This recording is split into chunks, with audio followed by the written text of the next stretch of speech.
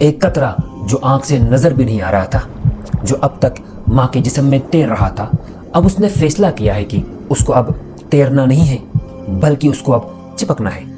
اگر وہ اس دیوار کے ساتھ نہیں چپکا تو اس کی زندگی کا سفر یہیں پر ختم ہو جائے گا۔ ہاں، اگر وہ چپک گیا تو ایک نئی زندگی کا آغاز ہوگا۔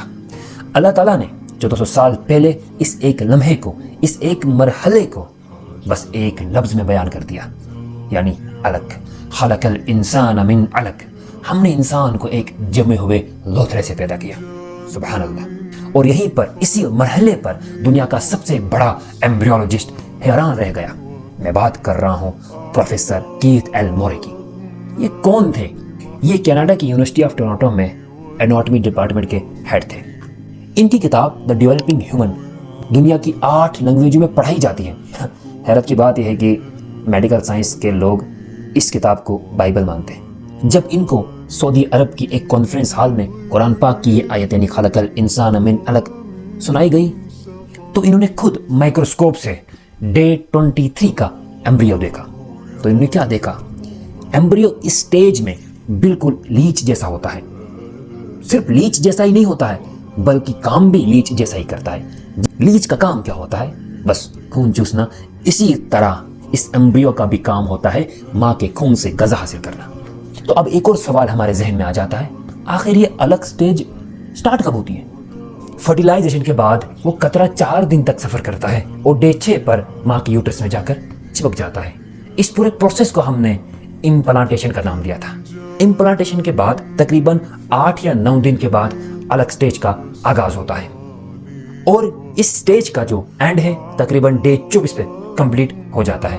اب ہمارے ذہن میں یہ سوال پیدا ہوتا ہے کہ اللہ تعالیٰ نے اس سٹیج کو علاقائی سٹیج کیوں کہا اور کچھ کیوں نہیں اور کوئی الفاظ کیوں نہیں؟ دیکھیں، اردو لغات میں علاقہ کے سٹیج کے 3 مطلب ہے اور اللہ کا کرنا، اللہ کی قدرت، تینوں مطلب بالکل فٹ بیٹھتے ہیں۔ تو چلیے ان تینوں مطلب کو سٹیپ بائی سٹیپ سمجھتے ہیں اچھی طریقے سے۔ سب سے پہلے چپکنے والی چیز، سائنس کہتی ہے کہ اس سٹیج میں ایمبریو ایک پیراسائٹ کی طرح نہیں بلکہ ایک مہمان کی طرح یوٹرس کی دیوار میں جا کر چپک جاتا ہے، اور چپکتا بھی اس طرح ہے کہ گرنا بہت مشکل ہے، اور یہیں سے پلیسنٹا کی بنیاد پڑتی ہے۔ اگر یہ گر گیا تو حمل ضائع ہو جائے گا۔ دوسرا، لیچ لائک سبسٹانس، یہ سب سے حیران کن کر دینے والا مطلب ہے۔ مجھے آپ یہ بتائیں کہ لیچ کا کام کیا ہوتا ہے، جسے ہم جونک کہتے ہیں، انسان کے جسم میں چپک کر وہاں سے خون پینا۔ اسی طریقے سے ڈے 8 سے لے کر ڈے 23 تک ایمبریو ماں کے جسم میں چپک کر وہاں سے غذا حاصل کرتا رہتا ہے۔ خود اپنی کوئی غذا نہیں بناتا بلکہ ماں کے خون پہ زندہ رہتا ہے۔ ذرا آپ خود دیکھیے، 23 دن کا ایمبریو اور جونک بالکل سیم دم، سیم سائز۔ کیا یہ 23 دن کا ایمبریو جونک جیسا نہیں دکھ رہا ہے؟ تیسرا مطلب، خون کا لوتھڑا۔ اس سٹیج پر بچے کا دل ابھی دھڑک نہیں رہا لیکن خون کی نالیاں جنہیں ہم بلڈ ویسل کہتے ہیں بن رہی ہے، اندر خون جمع ہو رہا ہے۔ اس وجہ سے ایمبریو دور سے لال خون سے بھرا ہوا دکھائی دے رہا ہے۔ غور کریں، ذرا اچھے سے غور کریں، اللہ تعالیٰ نے یہ نہیں کہا کہ یہ خون کا لوتھڑا ہے بلکہ اللہ تعالیٰ نے کہا یہ علاقہ ہے، یعنی خون سے بھرا ہوا۔ اب علاقہ کے بیچ میں ڈے 15 پر ایک قیامت برپا ہو جاتی ہے۔ سوچے، اب تک ایک بچہ صرف چند سیل کا ایک چھوٹا سا گروپ ہوتا ہے لیکن ڈے 15 آتے آتے سب کچھ بدل جاتا ہے۔ ایمبریو کی سطح پر ایک پتلی سی لکیر بنتی ہے جس کو ہم نے پریمیٹو سٹریک نام دیا۔ یہ لکیر ایک طرح سے کنسٹریشن گیٹ کا کام کرتی ہے۔ یہیں سے سیل اندر جانا شروع کرتے ہیں اور مل کر تیسری لیئر بناتے ہیں۔ اس پورے عمل کو گیسٹولیشن کہا جاتا ہے۔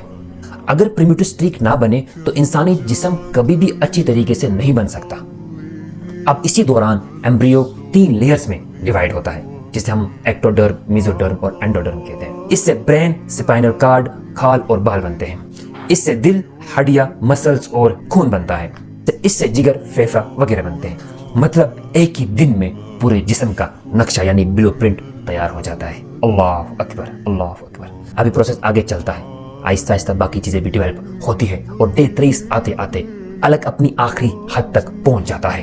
ابھی چپکے ہوئے جونک جیسا خون سے بھرے ہوئے جسم پر چھوٹے چھوٹے ابار نظر آنے لگتے ہیں۔ سائنس کہتی ہے کہ یہ سومیٹ سے، لیکن قرآن 1400 سال پہلے اس سٹیج کو کچھ اور ہی بولتا ہے، یعنی مدغہ، چبا ہوا گوشت جیسا۔